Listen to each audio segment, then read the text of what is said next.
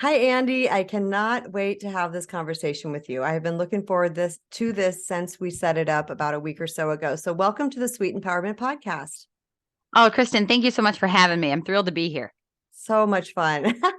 I'm going to say is right from the start, Andee and I share a birthday, which is Yeah, absolutely crazy. And us and Gandhi. yes, which we share also with Gandhi and Sting. Andee and I met on the Wisdom social audio app, and then we've been communicating. And I was on her podcast recently, and we discovered that we had the same birthday, and we both went, "Of course we do." All Yeah, right, so October Libras. October Libras. Okay, so I just want to start right from the beginning. It'd be a great dive in to just know a little bit about you. Like, how did you become a mindset and transformation coach? Like, what led up to that? Oh, well, it's such an interesting story. So, our lives, I believe that our lives are a complete whole. I don't necessarily believe in like a linear progression of this led to this, led to this. But for the purposes of what event really sparked it, it was that I had been creating for myself a reality that I wasn't happy with for a really long time. And I was drinking pretty heavily. I was really unhappy with myself, with my body. And I was in a relationship that was really awful. And what ended up happening was in January of 2018, my ex-boyfriend and I had an argument. I was visiting him. We were in a long distance relationship, and it culminated in him leaving me at the airport in the middle of the night without a flight home at like 2 o'clock in the morning. Wow. And I had like a moment in that time, like that I realized that everything that was happening in my life was a creation of mine. Like absolutely everything, that I was responsible for every single bit of what my reality was. And, without getting into too many details about it, I began to take responsibility for my entire life. And within the course of about 6 months, I changed everything. I mean, the year 2018, I quit smoking after 18 years. I ran my first full marathon at the end of that year, which was a huge deal. And I lost over 50 pounds. I changed my diet. I got my nutrition in order. I just started taking care of the fundamental pieces of my health. And it wasn't for a couple more years after that I began to understand the way the mind and the stories and the subconscious operate.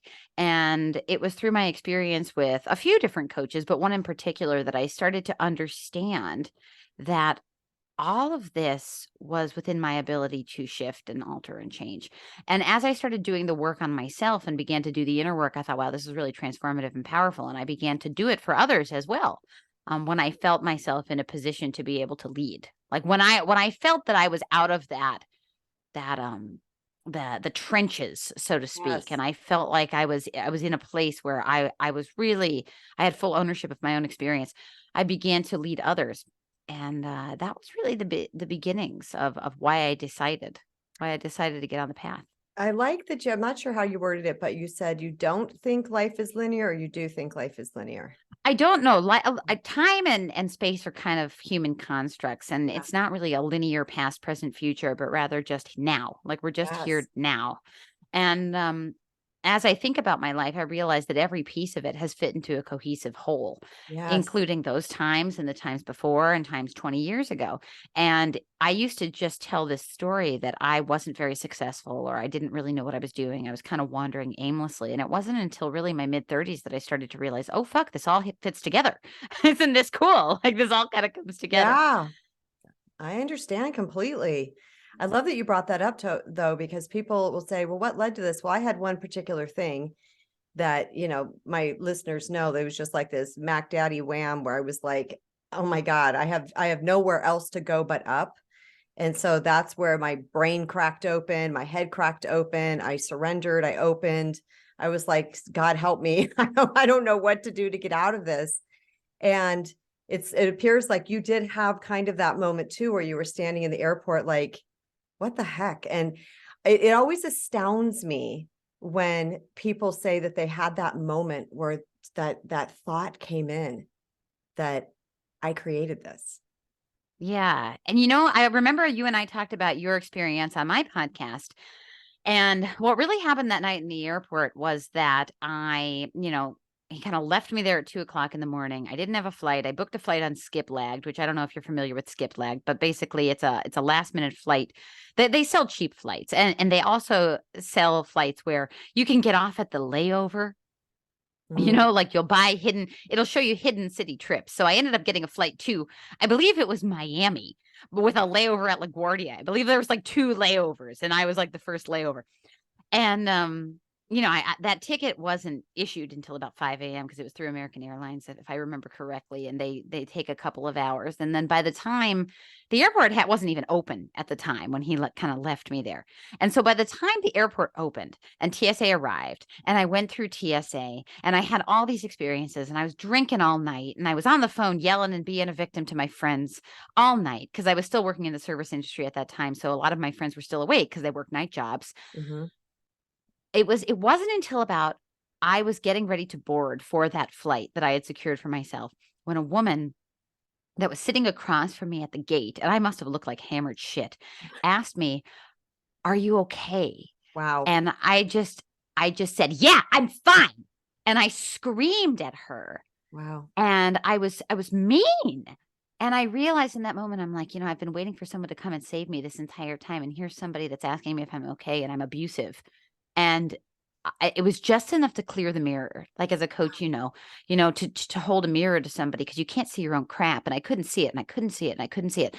And when I did that to that woman, I was like, fuck. And that was it. And I still get emotional when I think about it because I'm like, that was the moment when I realized I was responsible. Yeah. And yeah, It's, powerful stuff.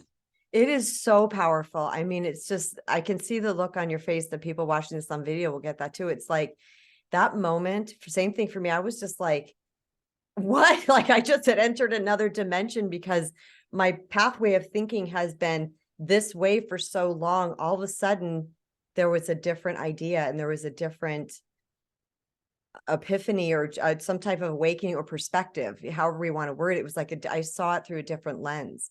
So my Mm. question to you is, when you were all those things that you said that you didn't want to be anymore, okay, what would you say to somebody right now who's like, I don't like this about myself, I don't like that about myself, I'm unhappy in relationships, maybe they don't like their weight, or maybe they are, partaking in some type of substance too much or spending too much money, or like they're just kind of on this spiral and they don't like it, but they can't stop it. What would you say to Mm. somebody who's in that place, who's just sitting here right now going, I have so many things that I don't like and I don't know what to do?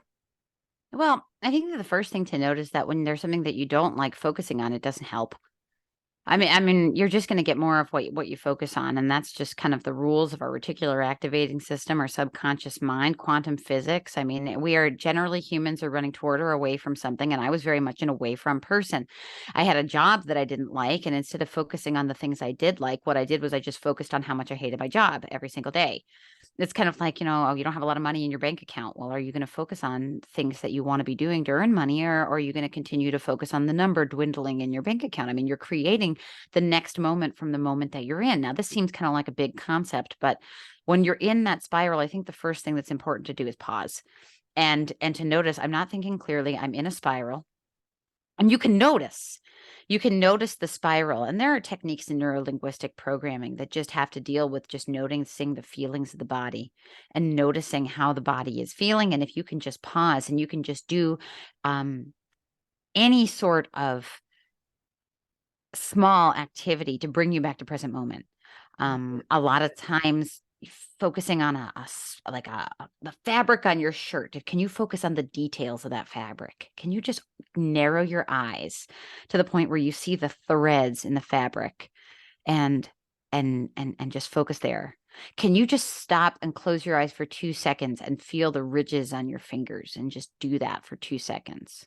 Or can you feel the body and the circular, like if it's moving in a circle, because likely it is if you're in that spiral, can you focus and take that feeling out of your body? And it's more advanced stuff, and turn it the other way. There are just anything to stop yourself in the physical. Yes. in the physical, you're in the, because the body is doing this physical weird stuff. So if you can pause, interrupt. Once you've paused, now you can focus on channeling more positive or even just neutral emotions. Like even just neutral. I'm not talking about like sometimes, you know, somebody that was also on Wisdom, who you might know, Allison Sutter, she's been on my podcast. She talks about following your highest level of excitement. And what she says is that sometimes your highest level of excitement, sometimes like if you're despondent, it can mean just being really pissed off. Like what is the way that we could just shift slightly? If you're in a hyper anxious, like going down the tubes, I hate everything phase, maybe just getting yourself level to the point where you don't hate everything is a win. Yeah, 100%. And I love this whole thing about getting presence. I call it practicing the pause. So when I was reading through your website, it's actually one of my questions here. Tell us about the pause. And you said it, because I call it the same thing, practicing the pause, because when I find myself reeling, somehow it's usually just in the brain. And then sometimes the body catches up where my belt loop will get stuck on a door handle, or I'll stub my toe, or something where universe is trying to go, snap out of it, Kristen, stop, slow down. But when I can really start to recognize those feelings inside of my body, I'm like, oh my God, I'm spinning out. I remember one time many years ago, I was walking into my mom's house feeling this way, and I did exactly what you said. I said, where are your feet? And I listened to my feet crunching on the gravel driveway. And from the walk from my car to the door, something had opened, and I was no longer in that. So I became clear in that moment. But also just a fun thing I want to share with you. This happened like 2 or 3 weeks ago. It was the weirdest thing, but kind of cool. Is same thing. I was spinning out about something. Nobody was home, which is rare in this house because my husband works at home with me and my daughter was at school. And not with me, we have different jobs. But I was like, just get presents, Kristen. You know how to do this. Get present. So I was opening things. I was cooking something. I don't remember what. And it was, you know, those videos like on TikTok where they show someone preparing something and the sounds are really loud, like the thing rips and they throw Yeah, it in the yeah, water. yeah, yeah. That's what it sounded like. And I'm doing this and the sounds were so magnified, Oh, wow. just everyday sounds. And I thought, it was just like, I'm trying to word this in real time because I've not said this out loud yet to anybody. It was like, I'm so in my fog sometimes that I don't even hear this. It's Yeah. right in front of me and I don't even hear things ripping open Yep. because I'm in my fog. So when I got in that centered state, let me tell you something. Oddly, I felt like I was making a video. Like I loved every sound that was happening. And it was very fascinating. Yeah. Are you an auditory person?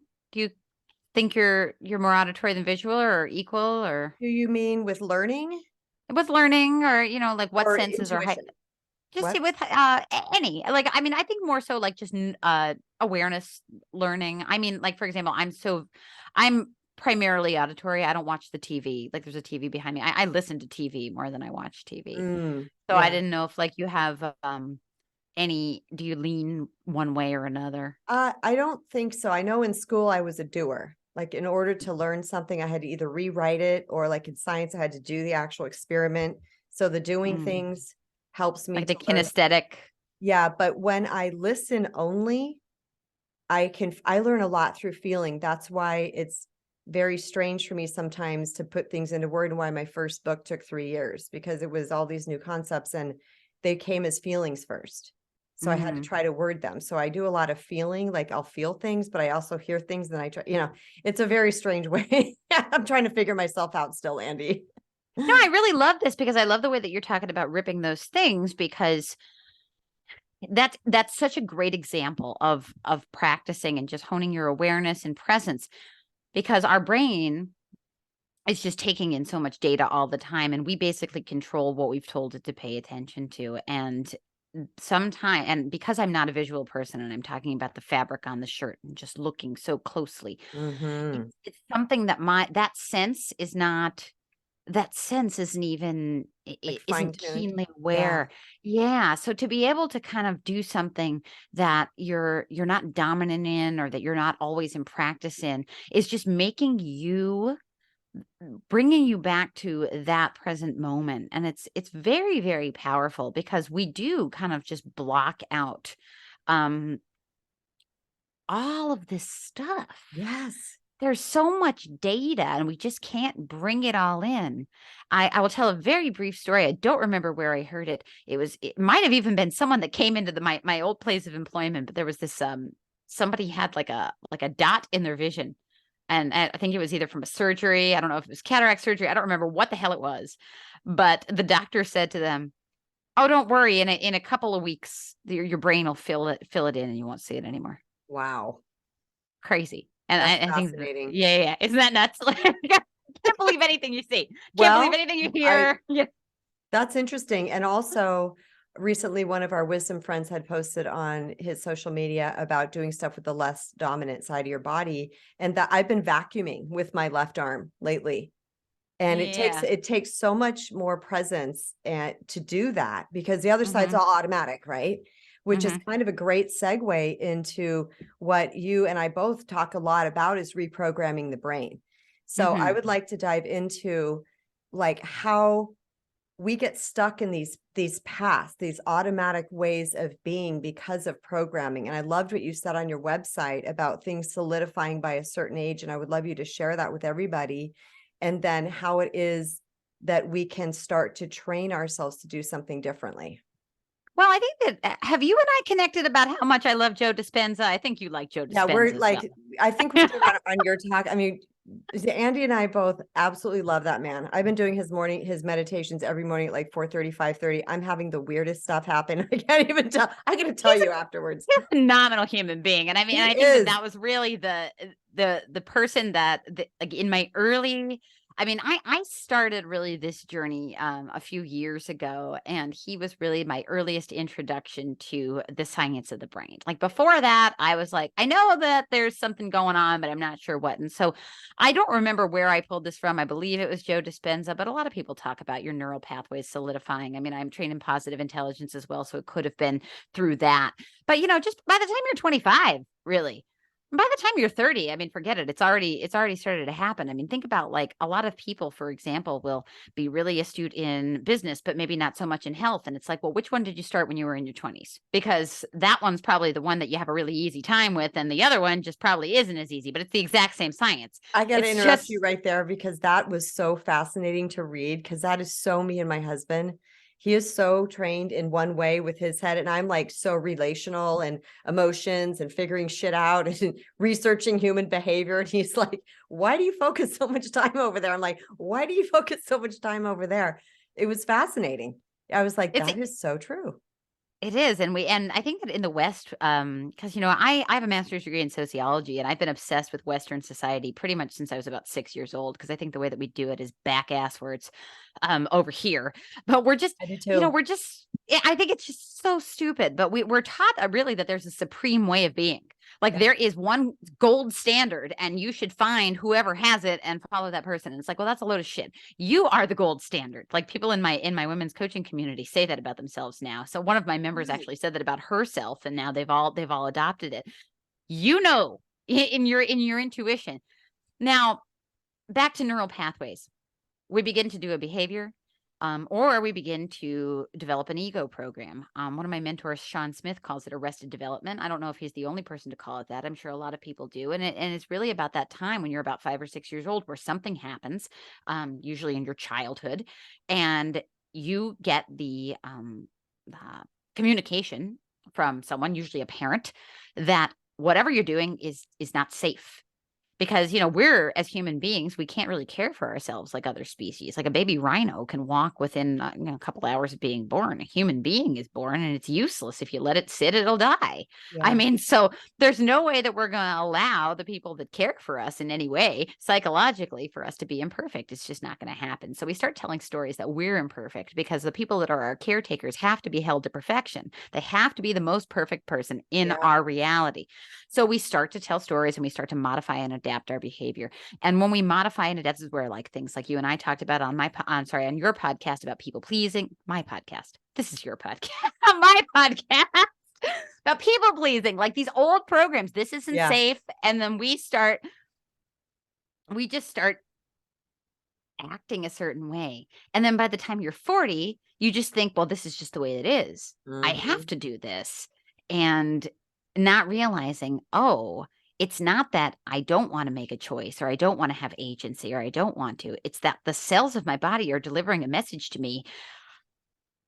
There's something different. You're doing something different, and that's unsafe. And Yeah. it was communicated to you when you were 5 years old that that was unsafe. So we're going to give you anxiety until you stop. And that's how it is.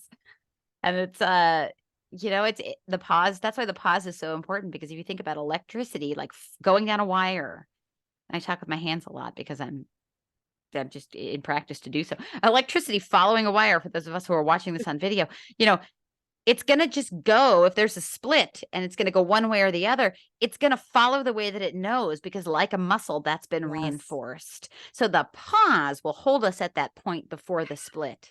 God, And yeah. then we can decide, do I really want to follow that way? Or do I want to make the other choice? And I have to say this, because every time I hear this, I'm so fucking grateful for that pause and the choice.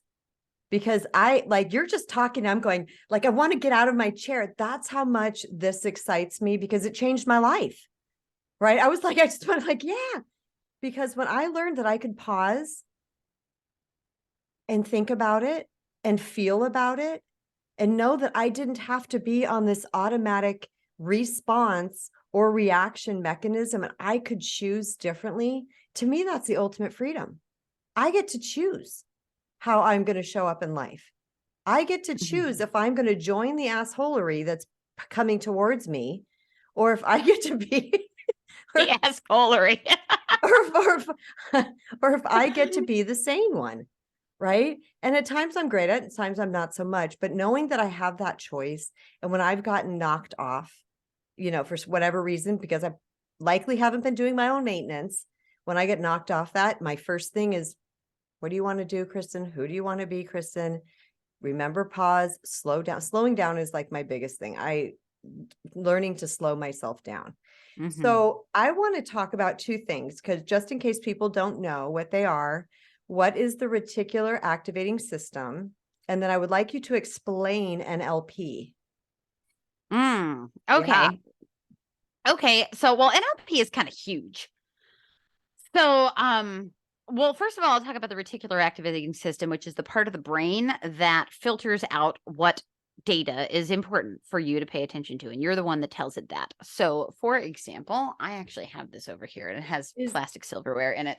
But it's our pleasure we are happy to serve you, do you New see why I York love you so City much?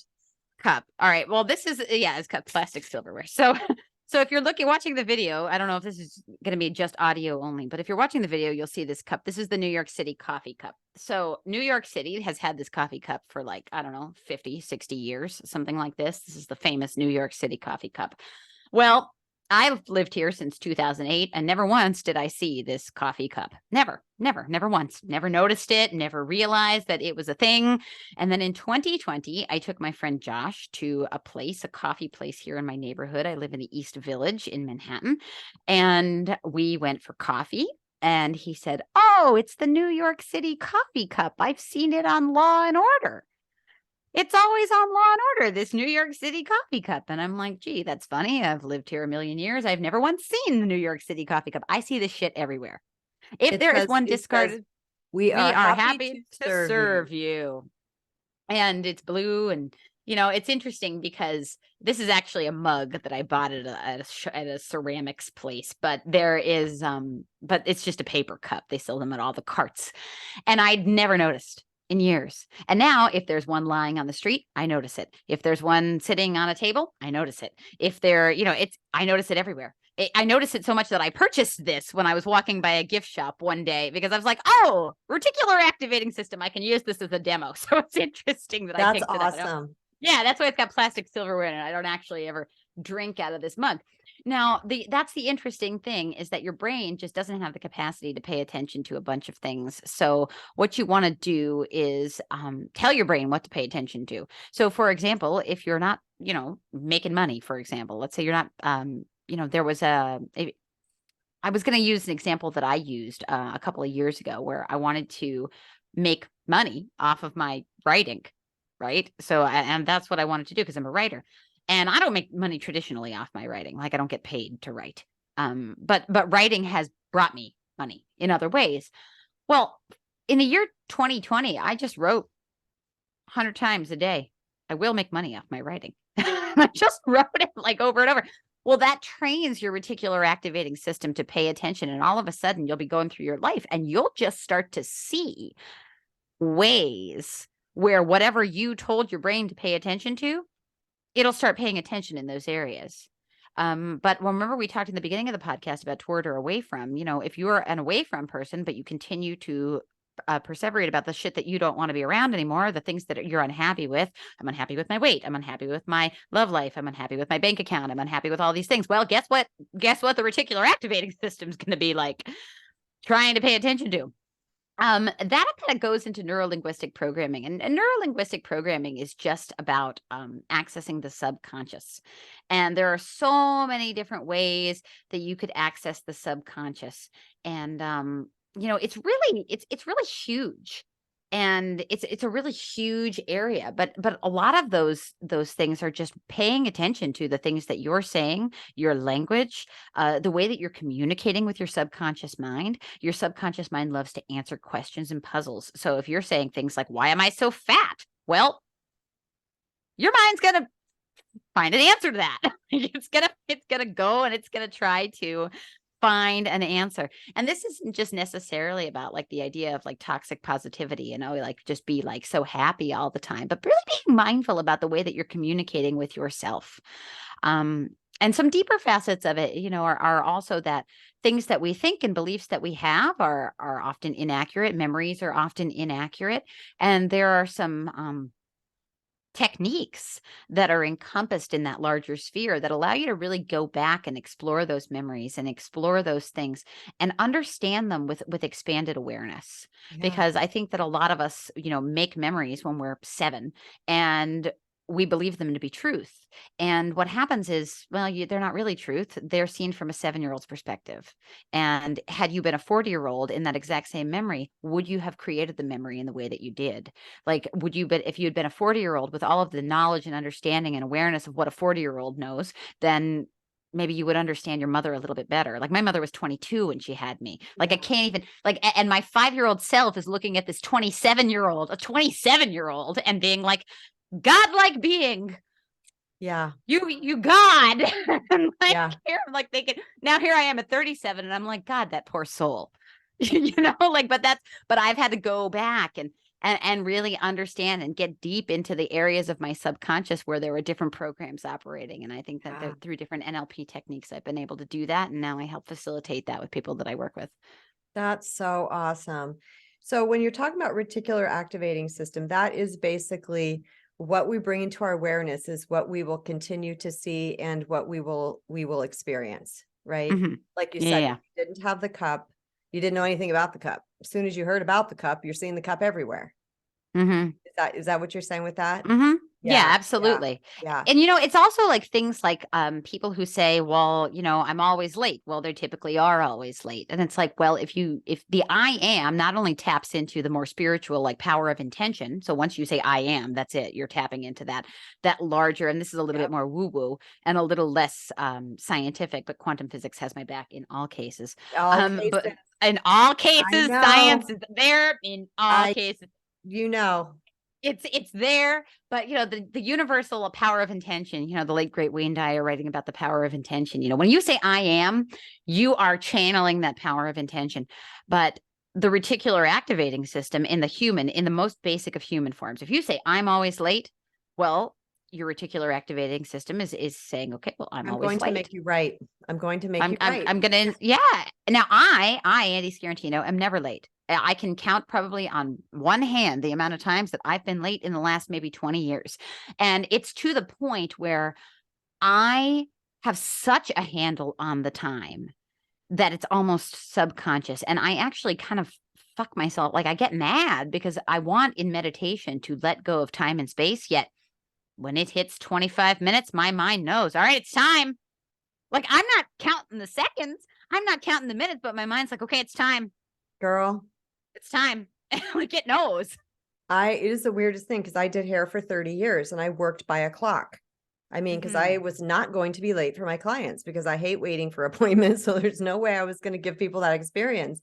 And I can lay down for a meditation knowing that I have to get up. This is when my daughter wasn't driving yet, to go get her at school. And I'd go, I need to wake up at 2. I'm telling you, I'll be in the like la la loopsy land meditation and blunk, 2:00. It's like my body knows. Yeah, the subconscious. Crazy. The subconscious knows. The subconscious knows. And that's the thing. So it's like if you tell the reticular activating system, I'm always on time, well, the brain is going to pay attention to minutes and seconds. It's going to have such a keen handle on the time. And I think it's because I've been trained in that for 30 years. My mother's obsessed with the time. She's got clocks in every room, sometimes multiple clocks. When I was in high school, I worked at Burger King, and the drive-through, they're like, all right, you got this many minutes. You got to get it out. And, I'm like a teenager. So like now at 37, the time is trained into my, like, I can't get it out, but I've always been on time. So it's like everything. I've never missed a flight. It's like, these are the sorts of things. I'm never late. And that's because my brain is just wired to pay attention to that. And that was my doing. I'm not special, it was my doing. Yeah. Yeah. So in this particular example, we're talking about something kind of external-ish, like not being late to a flight or not being late to a hair client or whatever. So what would you tell somebody that has something in their brain like, I'm not good enough in XYZ. And like, that's their running program. I'm not good. There's no way I could be a public speaker. I'm just not good enough. What would you tell them? Like what? Well, who told you that? What if they told themselves that? Well, that's the idea though, right? Like, who told you that? Oh, I see. Like who told you that? Like, why, like, where did you get that mad idea? Where did you get that idea? Like, I'm not really understanding, or if you have like, if they say that they can't be a public speaker, well, okay, so let's look for evidence that you can, and a lot of times, another thing about something like that is that usually there's deeper beliefs than that. So if people have an idea that they can't do something, I find that it's usually a fear. And that fear is usually to do with 1 to 3 people.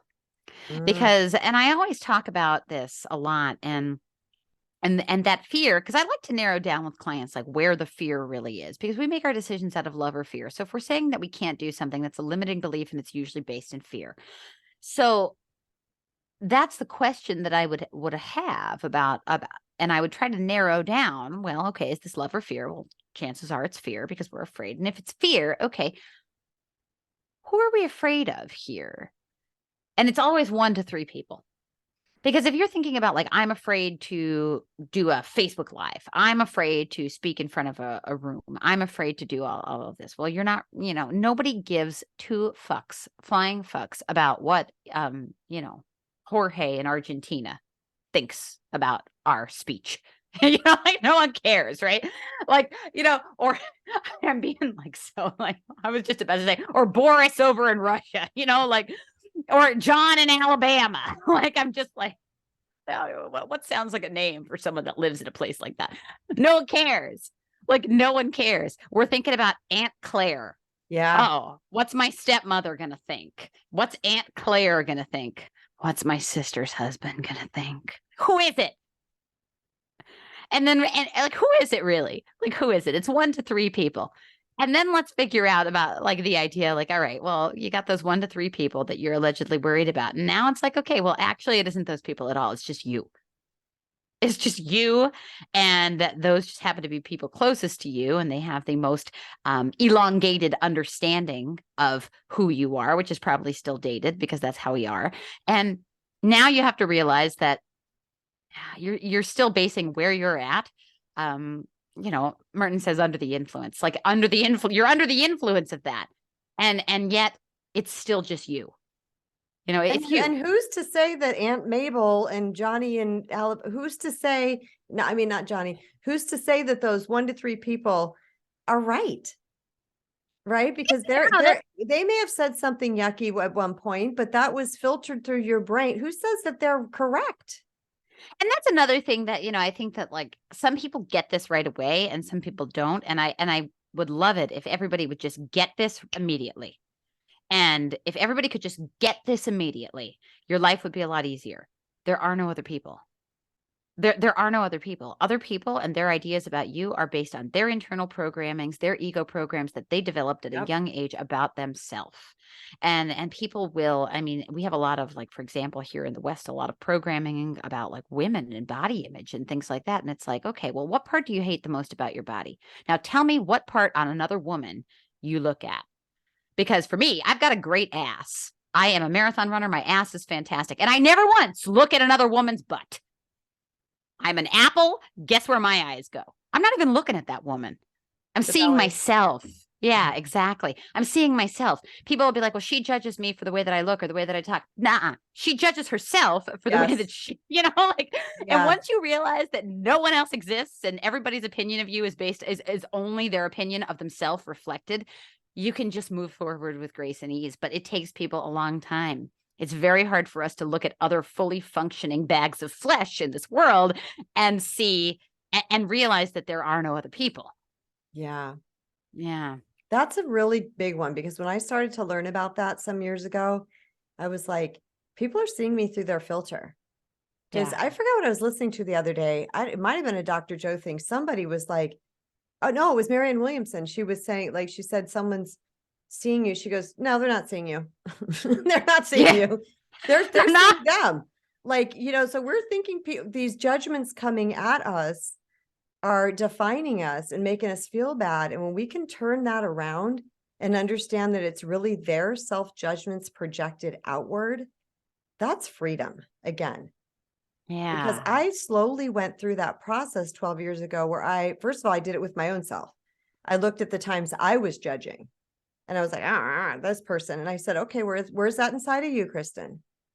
And this is Hmm. where I say the healing work is not hard. It's just different because we're doing things completely different than we ever have before. And I started to look at my projections outward and I became more peaceful once I owned that I had that peace. It was my disowned place. It was my shadow that needed attention. And once I cleaned up my inner world, my judgments of others basically fell away. Yeah. I just Yeah. And started to see them like through this completely neutral lens, like it had nothing to do with anything. Right. right. It's Yeah. very, And very it's fascinating. and freeing. And when you Freeing. become non-reactive, and the first thing that happens is when somebody triggers me, I'm like, all right, I have to look at it. And when I have to look at it, I mean, they're not even a part of that. Like they're not even a part of it. Like Right. it has nothing to do with them. It has everything to do with me. And no matter what, I can just turn this around and I can go, hey, let's go inward and let's see what's really happening um in this particular instance. And Let's like go into where let's go into triggers real quick about what they are and what you're saying so that makes sense to people that are listening because triggers are huge. It's a big thing. It is like how things are being revealed to us. And what you were saying is so freaking paramount in this process. So would you like to share what triggers are and then sure. continue? Yeah. So a trigger is basically an unresolved issue. And in spiritual psychology, they say that an unresolved issue is anything that disturbs your peace. So if your peace is disrupted, if you feel like somebody grinds your gears or gets you riled up, or you Pushes got that your button, people cushions your say. Yeah. buttons, get constriction in your solar plexus. I feel angry and I don't know why. That is an unresolved issue that has to do with you. It doesn't matter if the person has directly done. Now, if the person comes up and slaps you across the face, I mean, let's not be ridiculous here. We're not going to try to find the exceptions to the rule. Right. Let's just look at the rule. If somebody does something and it gets you activated in any of those ways or using any of those phrases, that's a trigger. What that is something that's unresolved in you. And I'll give a great example. I talked about this on my Instagram, and I'm just going to talk about it because it's such a relevant example. I am a marathon runner, and this year, I did not run the Chicago Marathon this year. It's one of my favorite races. I've run it twice. And the Chicago Marathon introduced a non-binary division this year. And so we now can register for the race as female, male, or non-binary. Huge advancement in the sport of running, because there's been a conversation about where do non-binary individuals fit in this sport, because, for all different factors. So this is a huge advancement in the sport of running. I have many trans friends. I'm very, I find, I think trans people are amazing in the idea that, I mean, it's just such a vulnerable life to lead, where you have to go through such a public transition that is so, unaccepted in so many areas and not understood. There's a lot of hate. There's a high rate of suicide. I'm just very sympathetic. Having all that said, Chicago Marathon posted about the people who placed in the non-binary division this year. And there were many supportive comments, many. And all of the, so many supportive comments, and all of the comments had 1 or 2 likes. And then there were a couple of negative comments.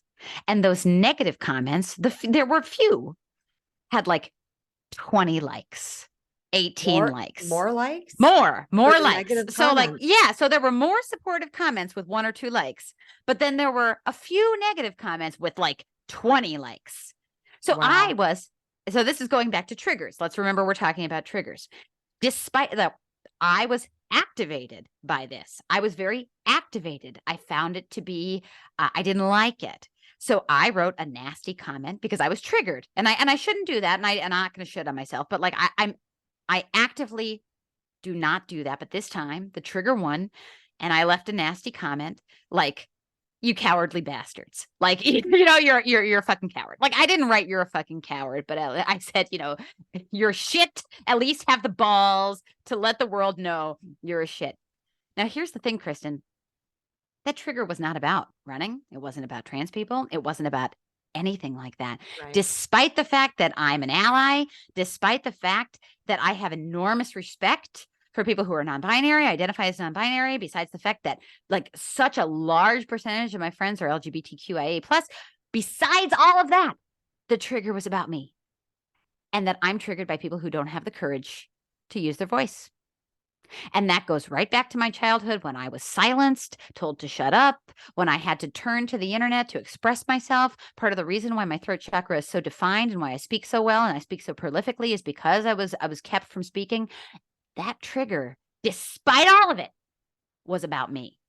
And if all of you that are listening look at your triggers, I mean, you'll find, if you dig deep enough, that it's not about anything other than something going on inside of you. It doesn't matter how sympathetic you are to what's going on. Women's rights. I'm a woman. And it doesn't matter about how much of an asshole the other person is being. I've been in situations where someone is clearly wrong, but the fact that oh yeah, let's take a chapstick break, because I've been dying too. Break. Yeah, yeah, here we go. Absolutely. You're on the video. You're watching us apply our chapstick, because I have no problem with this. I'm oh, look. We'll show you guys. I got some Starburst going on today. I don't even know where this came from. So she got the Blistex. Okay, so no matter, because I'll tell you, when I've had moments in my life where I've cleaned up whatever was there thus far, and people could do whatever, and I was just the calm observer. And then new triggers came in. That's another thought, is I thought I was healed and done and finished, and yeah, that's not the case. But then later on in life, something else would come up, and I don't care what the person was doing to me. It's the fact that I was I was 0 to 60, feeling like I was being attacked or whatever.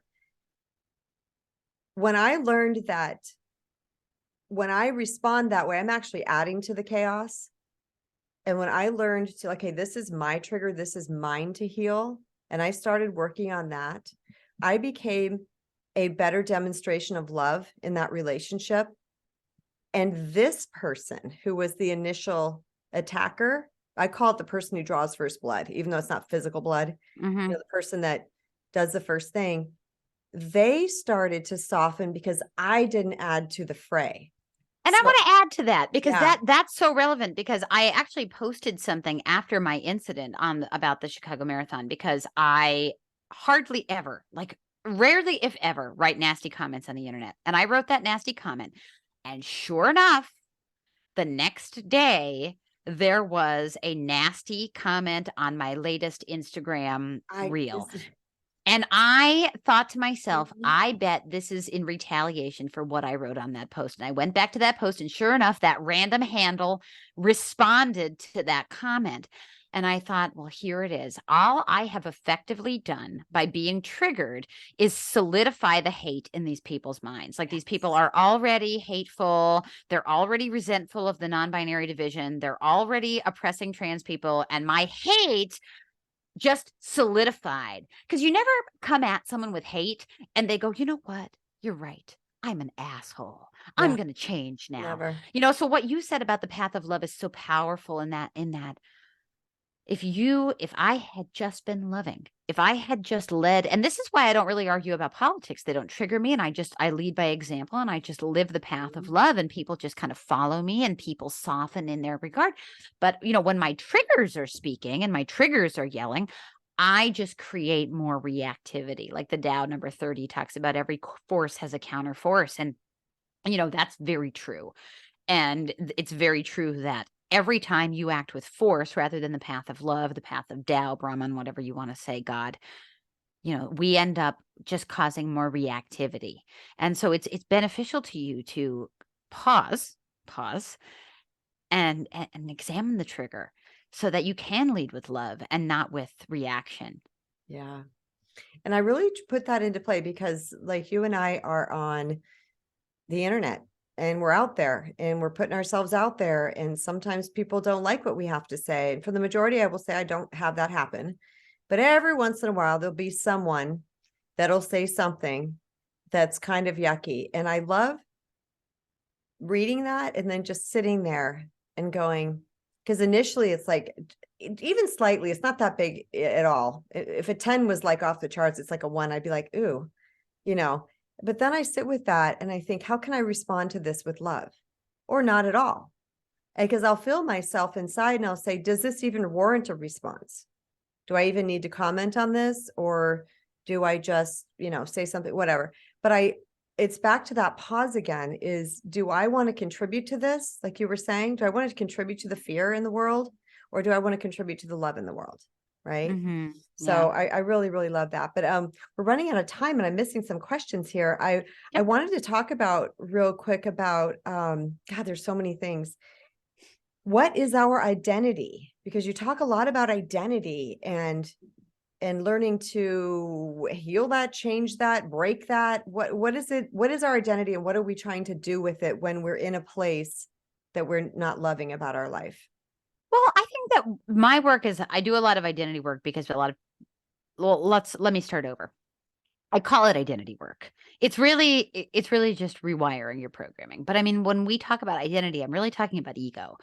And in terms of, like, I noticed that when I wanted to change my life, the more something, like Mark Manson writes this in The Subtle Art of Not Giving a Fuck, the more something threatens your identity, the more you will avoid it. So maybe you don't like the fact that you drink until 4:00 in the morning anymore, but you have decided that that is what makes you tough. That is what makes you strong. That makes you all of the things that you've decided. And so for that, you feel a disconnect in wanting to get shit in order. And that's like something that I've faced a lot in my own transformation, was renegotiating pieces of what I believed to be my identity. And I believed that that was who I was, but it was really just something that I made up. I just made up that identity so long ago. Another great example that I see is with women that are like so heavily damaged by diet culture that they develop this identity rallying with body positivity, which is totally fine, except that a lot of times they'll swing it back, like every force has a counterforce, and just become this ultimate rebellion. And then all of a sudden they're like, wow, I feel like shit. I'm all of a sudden 100 pounds overweight and I feel like shit, and I don't really like myself, but I said that I was this activist for, all of this stuff. And it's like, and you just have to come to terms with the fact that, hey, if your identity, I don't care if you're an activist or not, if your identity isn't serving you and you are running yourself into the ground because of it, maybe it's time to let that go. Like, it's okay to say, I changed my mind. Yeah. Like, it's okay to say, I changed my mind. Yeah. And I remember changing from being the barstool ornament that was hateful and angry and swore all the time and all this stuff. And I remember people coming at me with this, who are you? That was the question I got all the time. Who are you? And I was like, I don't know, but I'm not doing that anymore because it doesn't serve me anymore. And never in a preachy way, just being able to say, it's okay to change your mind. Yeah. Like, it's okay. It's okay. Was Yeah. I, and that's really what I'm talking about there.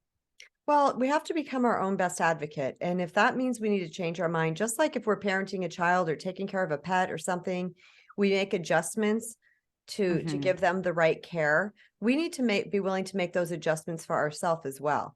I feel like a lot of times people are afraid to make those adjustments because they're afraid they're going to be disliked or they're Yeah. going to lose favor or they're going to lose whatever. But for me, my path has been Kristen, and I don't mean this in a selfish way. I mean this in a very, very grounded, centered in self way. I need to look at me and what I need always first, first, first. And what I've noticed for the people out there that might be afraid of this because of all the reasons we've listed, what happened was I got not only an opposite experience, but I got an even better experience. So Mhm. that whole perception shift dropped so much of things I wasn't enjoying in life, and it called in. So even though there's that scary space from stepping over the void into it to Mhm. get into the other thing, I call it the crossing the bridge. So if we've been on the bridge this long, I picture like a big like a like a clearing or a grassy area, and then we've been over here, we're headed towards the bridge, we're headed towards our healing, we're headed towards changing our perceptions and our beliefs and our things. We're crossing it, and it's very, that crossing over is very unsure, and we're like, the unknown, yuck, scary, I don't know what this is going to happen to my life, but we're still driving forward because we know there's something else.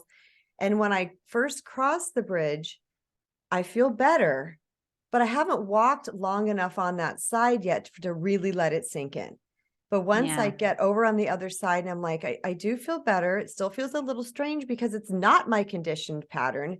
It's not my automated thinking, right? It's not my autopilot. And once I start, I'm like, I feel better, better, better, better, better. And that starts to solidify. And then I start to see all this other amazingness come at me. Did you have that same experience, Andee? I did. Yeah, absolutely. And I wasn't really, because I think that the bridge that you were talking about, and I kind of drew it as you were saying it, like when you're on the bridge and it's kind of wobbly and it's kind of, and you don't really get that expanded kind of view and you don't get to see like what the landscape is like, that you're not on the other side anymore. And that you're not there, like you haven't traversed far enough. And it's just this, I know I'm in transition, and it's like that beginning, but you also know you can't go, you're not going back. Right, right. You can't go back. You're like, well, I've You come too can't go far. back. Yeah. So Yeah. yeah, I definitely have that experience and I relate to it. Absolutely. It's fascinating, isn't it? It's like it's Yeah. scary, but it's really exciting. It's scary, but it feels better. It's like this strange little thing. And sometimes I call it the messy middle where we're not quite where we want to be, but we're not here anymore. We're not quite here anymore. And there's this strange little area in the middle. But like you said, we don't want to go backwards. I use a different analogy. I'm going to drop it in real quick. I use the airplane analogy. Tell Like, me. okay, you're on the airplane, the door is closed. You cannot go back to the airport. You cannot go into the airport. Like, you just can't. Like, the FAA regulations say the door is closed, it cannot be reopened. You would have to throw a holy hell shit fit for them to let you off that airplane to get back in the airport. But you don't know where the plane's going, and you don't get to know. It's going to take off, you're going to land, you're going to go there, but you don't get to know. Yeah. So it's, it's, mm-hmm. Well, I'm going to ask you one last question. We'll start to Sure. close down. Is I would love for you to share with everybody if they're like really relating to this and they're like, God, this sounds so good. And I'm loving what they're saying because I get that a lot. But then people sometimes just don't know the very best first step. So what if someone says, man, I have been identifying with an identity. I have made myself into this person and I just don't want to be that person anymore. Or they know that they've got some programming happening and they're thinking these thoughts from their past that was embedded from somebody somewhere that told them they weren't enough or they were too much. What would you suggest is a good first step forward, just the baby step? I always say micro steps forward. So it really depends on what it is. Mhm. And when I say micro steps, I mean micro steps, micro steps. Yeah. Like when I was getting my nutrition in order, that was not a micro step. Eliminating creamer in my coffee was a micro step. Yeah. Like that was a micro step. Like, and I think a lot of times, like people try for the overhaul. I'm not this anymore. It's like, fuck you. Like, no, It's like, okay, that's, unsustainable. I feel like it's it's not, unsustainable. don't, people like send me these great long messages. And, if you have a track record where you are able to do that, congratulations, you're Hercules. You can join me. I mean, but even me, I can't do that. Like, give yourself some grace and micro steps. Reach out for help. I You love can't that. see your own blind spots, reach out for help. And another thing that I would say is just get extremely curious, Mhm. like extremely curious about your experience. Like the way that I can say, because I deal a lot with health and body, that's the area that I'm the most proficient in. Of course, I have like just kind of a track record now of being able to make change just all throughout, like in all areas. But that was really the first area.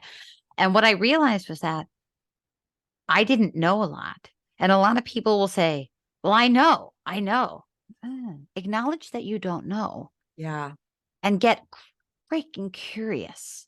Because we were taught, I told you about my hate for Western society. We were taught in the West that we have to show up with mastery. And that is because it goes to our detriment a lot of the time.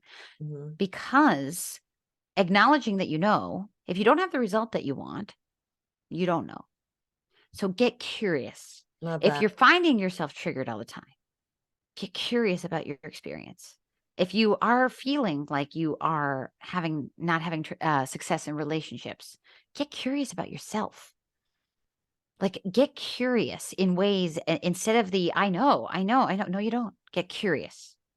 Yeah. So that's what I would say. Micro steps and get curious. I think that's an excellent first step. Awesome. Thank you so much. So I know that you have written an ebook that you are giving away for free for people for the Yes, whole. I Yes. So am. tell us about that. Yeah, it's just a little ebook. You can find it on my website. It's called The Holiday Survival Guide. It's like 40 pages, but it's just about, some typical mindset shifts that you can employ for the holidays, about like just old programming, like why the hell we feel like December gives us the feeling of toppling down an escalator, or, like how not to gain holiday weight. So that's available at ebook.getthefuckoff.com. And I'm also giving a free class on Oh, Tuesday, November 29th at 7 p.m. And you can register for Eastern, that. 7 p.m. Eastern. Eastern, 7 p.m. Eastern. And there is a link on my Instagram that you can register for that. And I'm also going to put a link on my website as well. Okay. And Andee has a podcast called Get the Fuck Off. The Get the Fuck And Off podcast. Get the Fuck Off podcast. And I'm saying it slow like that. So they know that's how to write it, because it's also your URL. It's also your website. Yes. Getthefuckoff.com, right? Yes, Yes. correct. So you all can find me at getthefuckoff.com. It's not a porn site. But that was my initial branding was for it to look like a porn site. But now just the logo looks like Pornhub, not the entire site. And the reason why, I have a real reason for this, Okay, Kristen. tell us The why. reason why was because I am like given Lotus information for non-Lotus people. Like I was a barstool ornament. I was a badass bitch, and I did not want anyone I didn't want to lose my personality when I started to make change in my life. And I was afraid that I had to. And I was very turned off by people who were always woo-woo, sitting and eating flax seeds. And I thought that they were holier than thou. So I was like, you know what? Let's just make this digestible. Yeah. So that is why I started getthefuckoff.com. And it is 100% a wellness place. Like it is Yes. for you to elevate to the highest version of yourself, but with a little bit of language that's going to make you feel like it's okay if you're showing up imperfect. Yeah. And so that is why. And getthefuckoff.com is where you can find me. Getthefuckoff.com/podcast is my podcast. And it's also on Apple, Spotify, the Get the Fuck Off podcast with a little asterisk instead of And a you U. have your social icons on your website, or what is your Instagram? I don't have my social icons on my website, but you can find me at Andee Scarantino on Instagram. Okay. And all this information will be in the show description as well. But I have to say, as before we hang up, is that part of me entering this journey too, I think there's a part where we're like, I have all of this amazing information and truth, and it that can really help, capital T truth is what I call, like, of the ultimate, that can really help people shift. And there's this part of me, I cuss. Kristen Brown cusses. Kristen Brown has a dirty sense of humor. Kristen Brown is a real person. And I did for like 5 minutes think that I'm like, can I, be this? And I was like, yes, you can be this, because we want to be, the whole point is to return to our whole self and to not temper those parts of us that we think are not going to be accepted. Because if someone doesn't like that I say the F word or the S word sometimes on things, or assholery or whatever I say, then they're not my people, and that's okay. Get the fuck off. Get the fuck off. Get out. The fuck off. Get out. Exactly. Oh my gosh, Andee, it has been my absolute pleasure to have you here today. And I'm so grateful you came here. And I really hope that anybody that's listening, that you want to follow Andee. She is as joyful to follow and to listen to. I know her podcast is absolutely astounding. You will get humor mixed with knowledge, mixed with wisdom, mixed with tough love, mixed with gentle love, mixed with all the things that you need, like in a very palpable human way, rather than this way that is, you have to spend hours afterwards trying to discern what the person was talking about. It's like, this is real life stuff that reaches the core of a human being. Am I wrong, Andee? That was so beautiful. Like, thank you for those beautiful words. I appreciate you so much, Kristen. Thank you for having me on the show. This has been just delightful, and the pleasure is definitely all mine.